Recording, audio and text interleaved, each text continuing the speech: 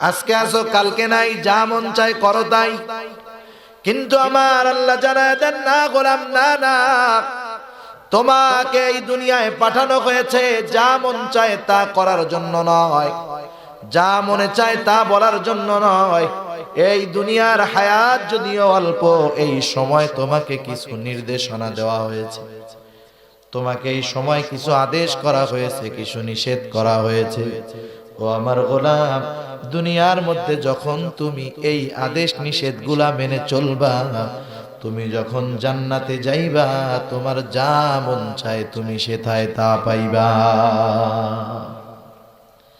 সেজন্য প্রথমে আল্লাহ তাআলা বলেন, আমার কাছে আবার ফিরে আসবা।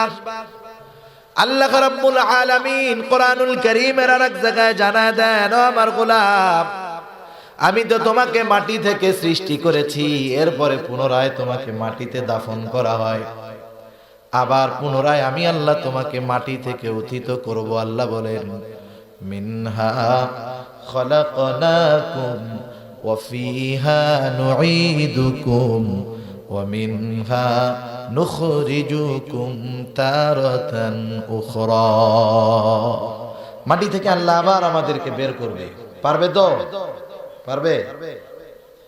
এই বিশ্বাস যাদের অন্তরের মধ্যে আছে যে আমাকে আমার গোটা জীবনের আমলের হিসাব দিতে হবে আল্লাহর সামনে, আমাকে মৃত্যুর সুধা পান করতে হবে, আখিরাতের পথিক আমাকে হতে হবে।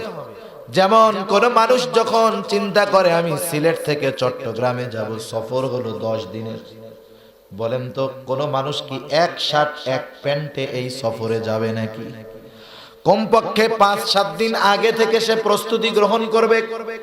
সিলেটের থেকে আমি যাব সেই সুদূর কক্সবাজার, 15-20 দিন থাকবো, আমার 5-7টা ড্রেসের প্রয়োজন, কমপক্ষে টাকা পয়সার প্রয়োজন, আবার যাওয়ার জন্য এমন ব্যবস্থাপনা দরকার যাতে আরামে যাওয়া যায়।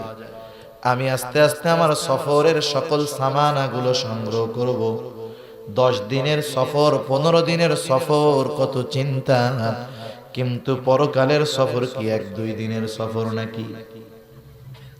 অনন্তকালের সফর। দুনিয়ার সফরে যাওয়ার জন্য পোশাকের প্রয়োজন, দুনিয়ার সফরে আসানের জন্য টাকার প্রয়োজন, ভালো গাড়ির প্রয়োজন, বিলাসবহুল বাসের প্রয়োজন। আমি আমার অবস্থার আলোকে পরিবহন নির্বাচন করে যত আরামে যাওয়া যায় সেই সফরে যাওয়ার চেষ্টা করি। কিন্তু পরকালের সফর তো 1-2 দিনের সফর নয়, পরকালের সফর তো অনন্তকালের সফর। সেই অনন্তকালের